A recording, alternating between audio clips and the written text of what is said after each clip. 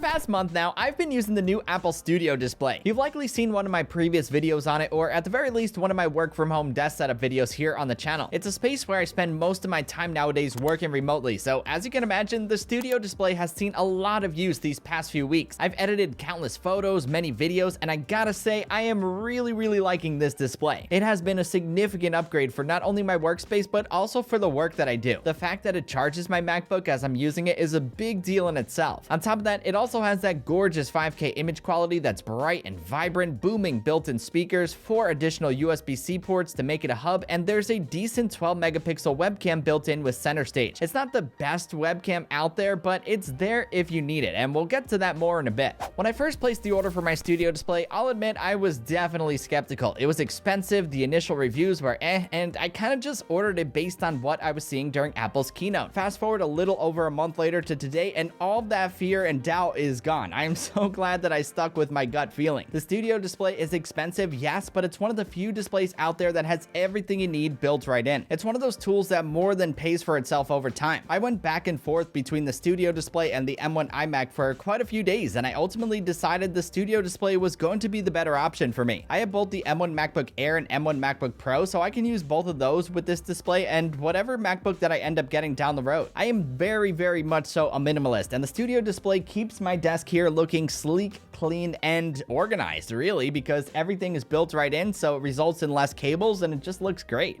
So the model of the Studio display that I have here is the VESA mount model with Nano-texture glass. The VESA mount was a no-brainer given my desk setup, and the Nano glass significantly reduces glares and reflections, so that to me was also a no-brainer. The Nano glass is not going to be for everyone though, but it does a really good job of minimizing distractions and the light that's hitting the screen. It also significantly improves the viewing angle of the Studio display, so even if you're not looking at it straight on, it's still going to look great. I have so many lights going right now in the studio here, and as you can see, there is not a single glare or reflection. It's almost totally matte. It's impressive stuff. One of my all-time favorite things about the Studio display though, and the thing that sold me on keeping my pre-order, is its color accuracy. This display features the same accurate colors that are found on any modern MacBook Retina display. It seems like a little thing, but if you do any type of creative work, that is a huge deal. This consistency means that you can dock your MacBook and seamlessly pick up where you left off on a larger screen. I cannot tell you guys how many times in the past I would connect my laptop to an external display and my photos or videos wouldn't look the same. They would look washed out, they would have a warm or cool tone to them, or something would be totally off. Now, I don't have to worry about that one bit. The consistent colors result in my content looking better than it ever has before. If you do creative work, you know, photos, videos, graphic design, web design, whatever it may be, the consistent color accuracy is just an invaluable tool to have.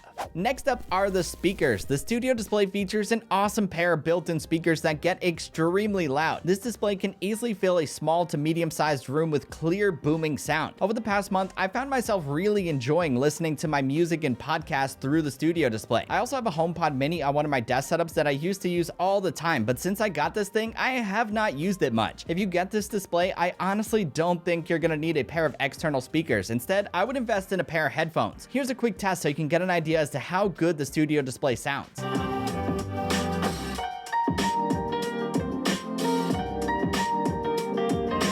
Last but not least, I promised you guys we would talk about this earlier in the video. It's the webcam. I'll admit I rarely use the webcam on the Studio display. It's not because it's bad by any means, it's just that I rarely take video calls from the space where I have this display. All things considered, it's a decent webcam that also features center stage that will always keep you in frame. Just know that it's not the best out there, and I cannot stress that enough. It's decent at best in good lighting, but that's the extent of it, and that's unfortunate for a display this expensive. Here's hoping that it can and will get better through software updates over time. We shall see. At the end of the day, the new Apple Studio display is a beautiful display that I have come to love. Sure, it's expensive, but it looks good and just works so well for me in my workflow. That 5K image quality is sharp, vibrant, and just perfect for taking my work to the next level. It also has that consistent color accuracy, amazing built-in speakers, those extra USB-C ports, and of course, that decent webcam with center stage for when you need it. This display is one of the few out there that has everything you need all in one place. The biggest downside, of course, is the price. The Studio display is incredibly expensive. However, the way that I look at it is as an investment.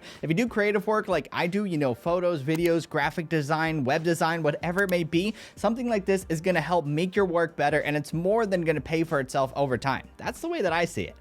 Anywho, that's about it for this video, my friends. I hope you enjoyed it and found it helpful. If you did and you liked what you saw, be sure to give it a thumbs up and hit that subscribe button because it always helps out the channel. Also, don't forget to follow at Raymond Strazdas on Twitter and Instagram for much more. Until the next one, I will catch you guys later. Peace!